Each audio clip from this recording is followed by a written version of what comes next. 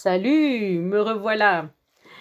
Aujourd'hui, je vais te parler à quel point quand il y a deux personnes auxquelles tu tiens et qui ont une relation un peu fragile, une relation pas évidente entre elles, un peu conflictuelle, à quel point pour toi ça peut être éventuellement fatigant et épuisant. On va voir ça de suite. Hé, tu as un tournant de ta vie parce que tu as plus de 50 ans, du coup tu ressens des besoins de changement dans ta façon d'être. Peut-être que tu désires être plus en accord avec toi-même, comprendre ou agir sur ton monde intérieur. Alors ce podcast, il est pour toi. Je me présente, Patricia Homer. Je suis passionnée par l'humain, la relation à soi, aux autres et sur nos fonctionnements internes. Depuis 2021, j'accompagne des femmes comme toi qui veulent révéler leur potentiel de possibilités pour construire leur vie en étant pleinement épanouies. Et oui, donc voilà, ça fait un an, pile poil, que j'ai mis le podcast en pause. Et d'ailleurs, tu vas voir, il a changé de nom. Il est passé de Révèle tes possibilités à Sereine et libre. J'en reparlerai une autre fois. Mais voilà, j'ai une nouvelle énergie, là, je vois ça différemment. Et ces derniers mois, ils ont été assez particuliers pour moi. Il y a eu beaucoup de challenges, on va dire, des problèmes de santé, des problèmes autres autour qui ont gravité.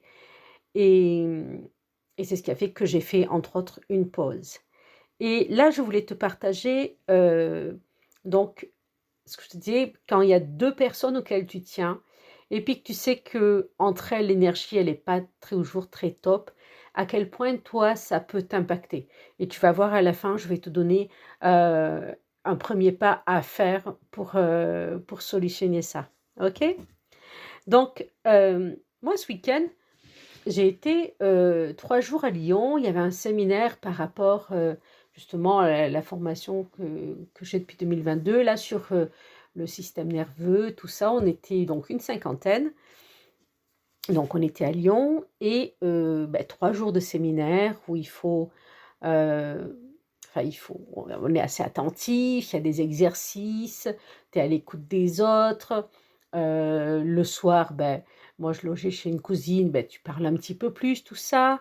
Euh, il y avait la sono, le son du formateur n'était pas suffisant, donc il y avait la sono derrière. Tous des facteurs qui font que pour moi, ça peut être un contexte fatigant dans la journée.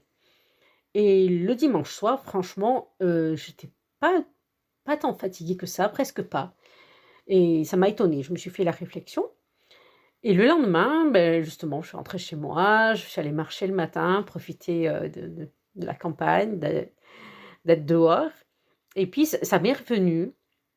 Et en fait, je me suis dit, mais oui, pendant 3 jours, en fait, on était détendus, on était dans l'écoute, on était dans la bienveillance, on laissait nos soucis de côté. Et donc, le fait d'être dans cette bienveillance, dans mon jargon, je dirais que on a activé le nerf vague, on est complètement détendu, on était bien. Du coup, il y avait presque pas de fatigue. Et pour revenir sur le sujet dont je voulais te parler, en fait, pourquoi quand il y a deux personnes comme ça que tu aimes, qui sont importantes pour toi, tu sais que c'est un peu qu'il peut y avoir des clivages, je dis n'importe quoi, ça peut être entre ton gendre et ton mari, quand ils sont autour d'une table, tu sais que c'est pas forcément ça. Ça peut être entre ta mère et ton mari, tu sais que quand ils sont ensemble, des fois il peut y avoir des frictions. Ça peut être deux copines à toi que tu invites et que tu sais que des fois il y a des frictions.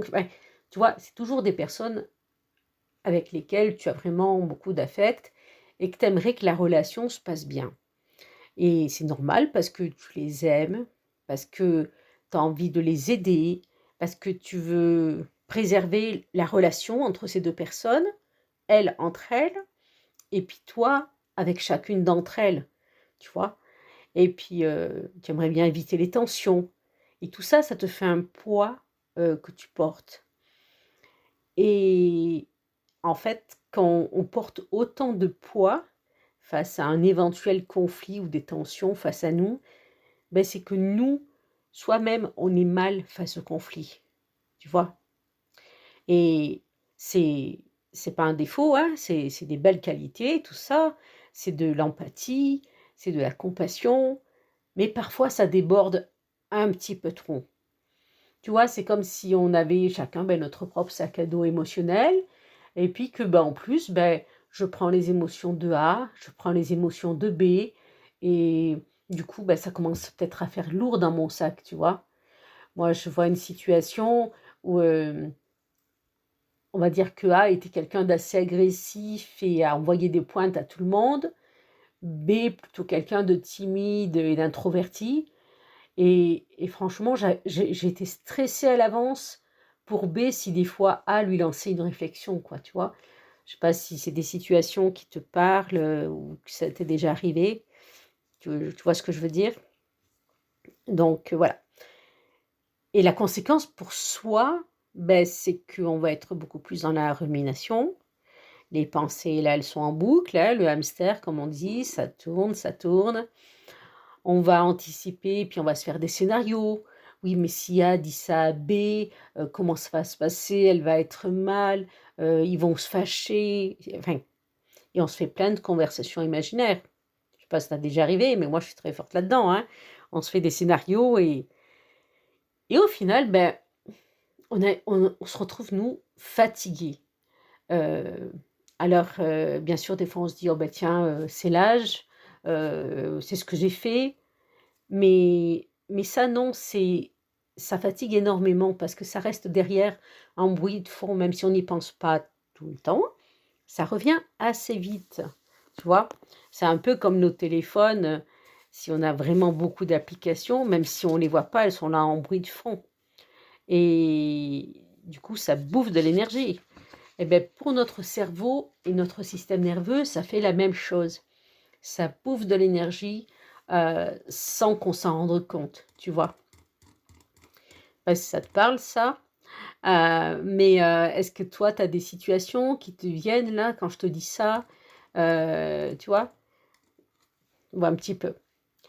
Et une des choses qu'on peut se poser comme question, pardon, c'est du coup, mais on peut imaginer 3 cercles, concentriques, tu vois? Plus en plus grands et celui du milieu, c'est: «Mais qu'est-ce qui dépend de moi?»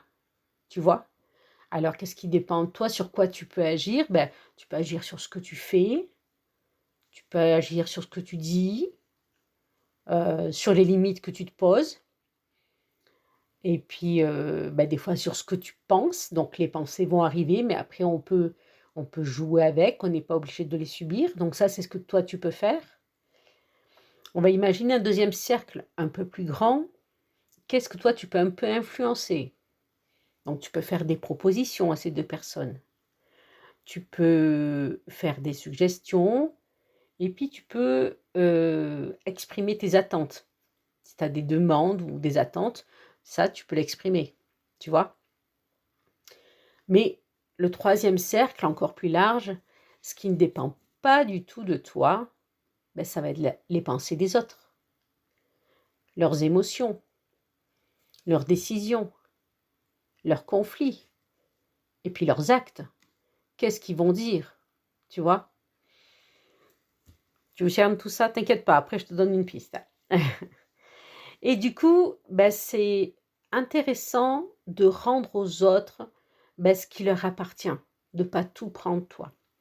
Moi, ça m'a rappelé un coup, on était pendant la période du covid et 2 personnes, importantes ça n'allait vraiment pas entre elles. Avant ça allait, là ça n'allait pas et donc moi j'essayais, d'intervenir, j'essayais d'être factuelle, j'essayais de pas prendre parti et ça me tenait vraiment, vraiment à cœur parce que ces 2 personnes étaient importantes pour moi et ça m'épuisait parce que j'y pensais tout le temps, parce que et puis tout ce que je faisais de toute façon ne servait à rien et puis un jour on soupait, chez des amis et parmi eux il y avait un psychologue. Alors je me suis dit, «Bon allez, je me lance. Je vais lui exposer les faits, en aparté, en 2 minutes et je vais lui demander: "Qu'est-ce que je dois faire?"» 1, 2, 3, etc. Donc je lui expose les faits, puis je lui dis que voilà, moi j'ai pas lu des livres de psychologie, j'ai pas envie de me mettre à lire des livres de psychologie pour savoir qu'est-ce qu'il faut faire et analyser, les tempéraments des personnes ou ceci, cela. Donc je lui expose ça pendant 2-3 minutes et puis lui il me regarde et puis non pas de me dire 1, 2, 3, il me dit: «Mais il y a rien à faire». Alors là, moi, j'étais remontée comme un coucou, j'étais prête à passer à l'action. Il y a rien à faire. Alors je l'ai regardé, puis il m'a répété: «Non, mais il y a rien à faire. C'est 2 adultes consentants. S'ils vous demandent votre avis, vous pouvez le donner, mais vous ne pouvez pas intervenir». Alors là, il m'a bien énervée, hein, parce que moi je m'attendais, à passer à l'action. Mais après le lendemain, ça m'a enlevé une pression, tu peux pas t'imaginer. Parce que du coup, moi je pouvais rien faire. Donc j'ai lâché. Ça m'a vraiment posé, calmé, tu vois? Donc ça veut pas dire de devenir indifférente, ça veut pas dire de ne plus aimer les gens, ni de se fermer ou de laisser tomber les autres.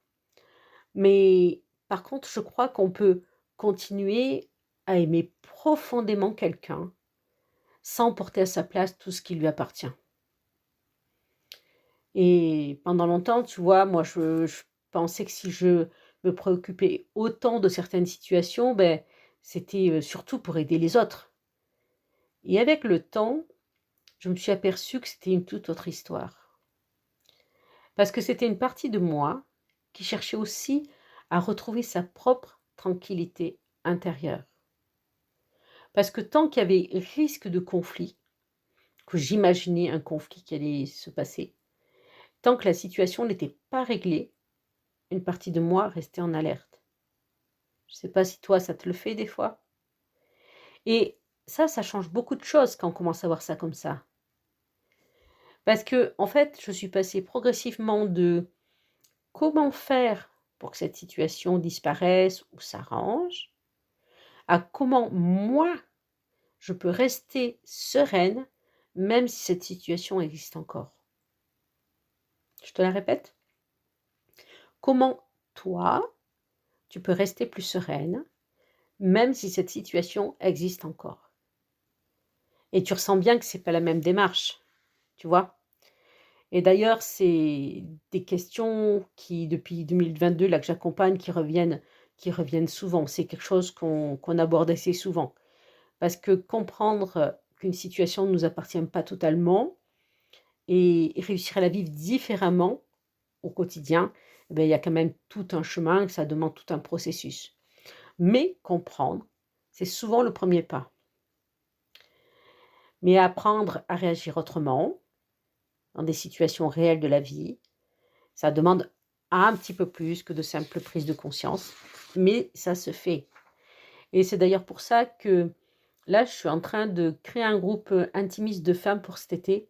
L'idée étant de profiter de la parenthèse de l'été, c'est un autre rythme quand même, pour prendre du temps ensemble, pour observer ces réactions qui sont un peu automatiques, un peu beaucoup, et de comprendre ce qui se joue derrière, et puis d'expérimenter progressivement d'autres façons de réagir dans les situations du quotidien, tu vois.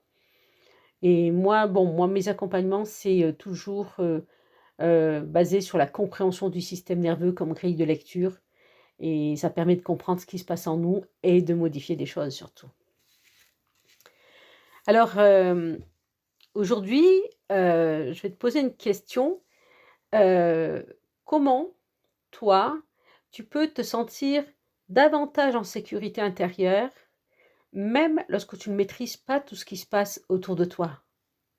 Tu vois? Donc ça, tu peux aller explorer ça. Et je t'ai dit que j'allais te donner une piste.